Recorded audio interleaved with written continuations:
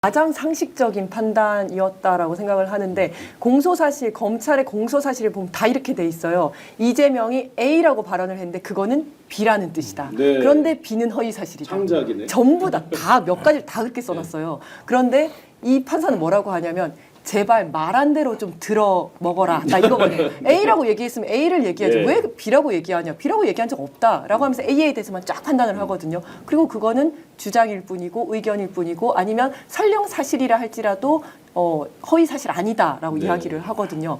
그래서 저는 굉장히 시원했다. 너무나 잘 쓴 판결이다라고 생각하고 사실 초반에 약간 오해를 했었던 걸 좀 사과를 드리고 싶은데 왜냐하면 어떤 오해가 있으셨어요?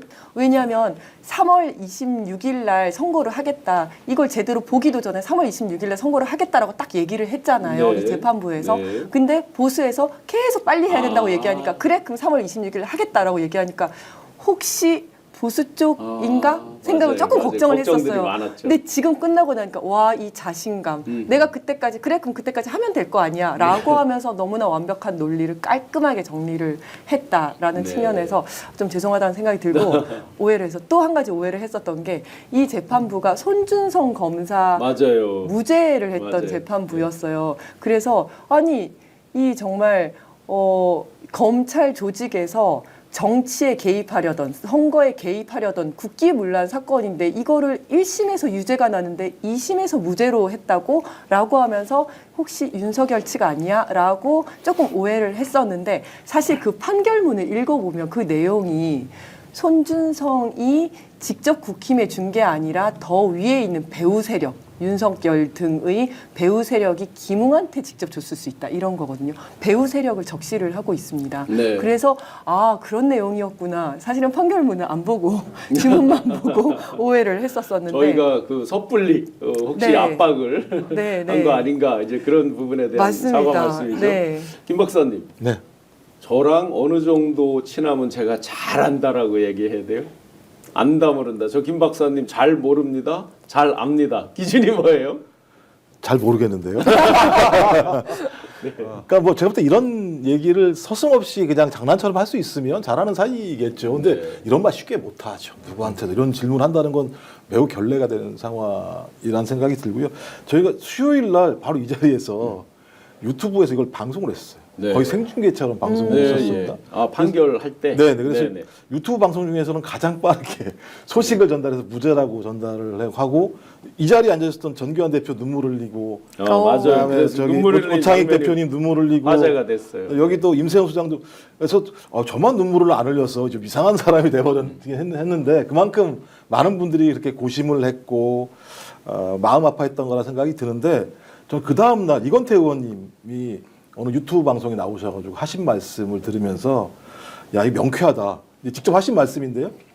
그 2심 재판부 첫 재판할 때 이제 검찰한테 물어봤다라고 하는 게 김문기가 골프 치지 않았다는 이 말은 이재명 대표가 실제 한 말은 아닌데 검찰이 해석을 통해서 도출한 공소 사실입니까? 니네들이 해석한 거 아니야? 라고 물어봤다는 거. 재판장이 이제 이번에 다 무죄로 나온 내용들입니다만 두 번째가 허위사실 공포죄는 후보자의 행위만 처벌하도록 되어 있는데 백현동 관련해서 두 개의 큰 문장 덩어리가 있는데 그 내용 중에 후보자 행위가 뭡니까? 내용이 특정이 되는 거야? 라고 질문을 했다는 거고 세 번째가 국회 증감법에 의해서 일체 불이익한 처벌을 못하도록 되어 있는데 이거 선거법 기소도 여기 해당됩니까? 세 가지를 물어본 게 그냥 그대로 그 첫 재판이 지금까지 연결돼서 수요일 날 무죄로 나왔기 때문에 이미 재판부는 충분히 2심 재판부는 판단을 하고 이건 죄가 될 수 없다라는 판단하에 매우 짧은 기간입니다만 충실한 68페이지인가 68쪽인가 되는 내용들을 네. 가지고 적어도 이건 대법원에 올라가도 아무런 문제가 없을 정도의 판단을 3명의 부장판사들이 했다라는 생각이 들고 국민들에게 매우 역사적인 판결이기 때문에 책임 있는 판결문을 썼다라는 생각이 들어서 지금까지 법원에 대해서 너무 화가 났었거든요. 판사들 하는 거 보면서. 근데 그래도 그나마 이런 정의들이 살아있기 때문에 역사가 제대로 된 방향을 갈 수 있구나 생각이 들고 또 이 판결을 통해서 2차적으로 검찰은 반드시 해체돼야 되겠구나라고 하는 부분들을 국민들이 좀 충분히 알 수 있었던 과정이었기 때문에 이제는 좀 한 일은 접고 아까 말씀드린 내란 진압, 화마 진압으로 가는 것 저는 그런 중요한 전환적 계기가 수요일 날 마련됐다고 생각을 합니다. 네, 이렇게 저희는 명쾌하게 생각하는데 의원님, 그 검찰에서는 윤석열 내란 우두머리에 대해서는 즉시 항고가 아닌 즉시 포기를 했습니다. 아, 맞습니다. 그렇죠. 즉시 그런데 포기했죠. 이재명 대표권에 대해서는 즉시 상고를 했어요. 네.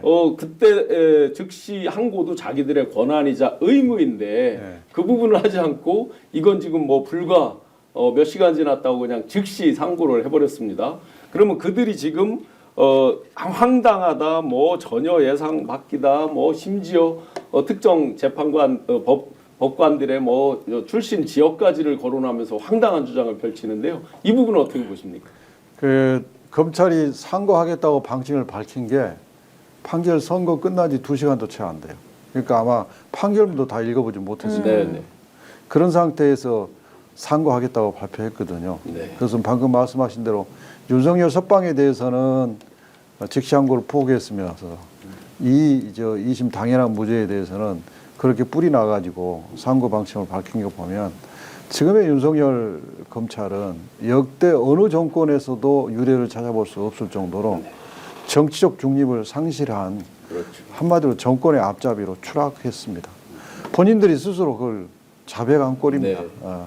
아주 심각한 상황이고 그래서 우리가 이 검찰이 잘못 기소를 해놓으면 또 이걸 믿는 국민들이 있기 때문에 국론이 분열될 수밖에 없어요. 그럼요. 이걸 치유하는데 너무 많은 국력이 소모돼요. 그걸 막기 위해서는 검찰을 반드시 개혁해야 됩니다. 네.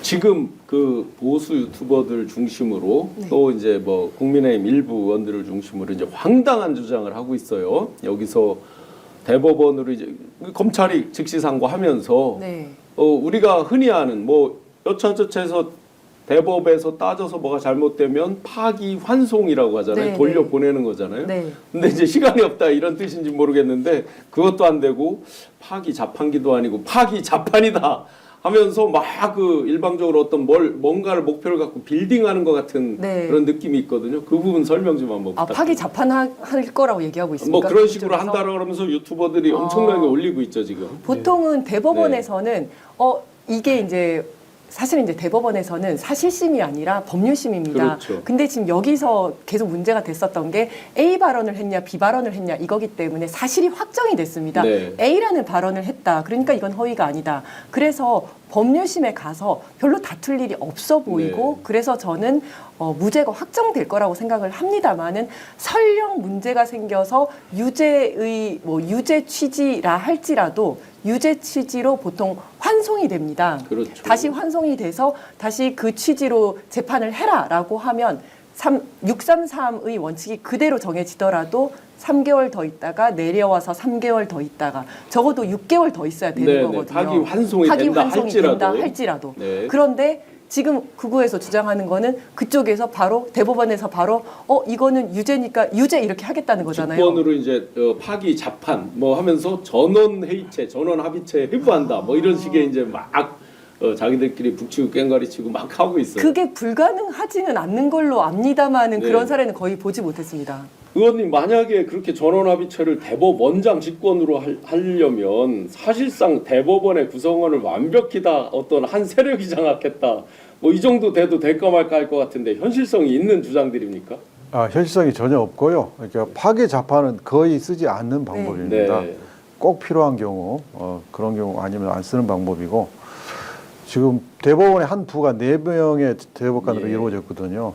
이분들이 이걸 그렇게 이 4분이 의사 일치가 돼야만이 또 전원 그런 이상한 판결을 할 수 있는데 그렇게 할 리가 없고 여기서 하나 우리가 유념해야 될 것은 이 2심 판결에 쓰였던 법리들이 갑자기 2심의 이 재판부가 동원한 법리가 아니라 네. 이 허위사실 공표죄는 그간은 수많은 판례들이 나와 있어요. 그 판례의 주류적인 입장이에요. 네. 이 케이스만 쓰는 그런 것이 아니라 다른 케이스에도 이렇게 판단을 다 해왔어요. 그렇죠. 우리 사안에만 특별한 적용이 아니에요. 그러니까 1심 판결이 이례적인 판결이라는 겁니다. 네. 그런 계속해서 써왔던 그런 법리 판단들, 그런 사실 인정들 그것에 의하면 당연히 2심 판결처럼 내려져야 되는 거예요. 그래서 우리가 1심이 끝났을 때 그래서 1심에 대해서 무죄라고 다들 생각했고 우리 네. 변호인들은 걱정을 안 했어요. 네. 그리고 그 판결을 받고는 변호인들이 정말 황당했죠. 어떻게 이런 판결을 할 수 있느냐. 그 이제 뭐 김기현 대표나 저쪽에 국회의원들이 뭐 이게 변호인 의견서 같다고 그러는데 네. 그 변호인 의견서가 다른 게 아니고 대법원 판례들을 쭉 써놓은 거예요. 왜 이 판례를 적용하지 않느냐. 네. 이 판례를 적용하면 무죄일 수밖에 없다. 그러니까 너무 당연한 판결인데 저쪽에서 워낙 강하게 저 1심 판결이 당연하고 2심 판결이 잘못된 거 주장하고 있으니까 그러니까 국힘당의 뭐 율사 출신 의원들이 자기 지지자들 국민들을 혹세무민하고 있는 네. 겁니다.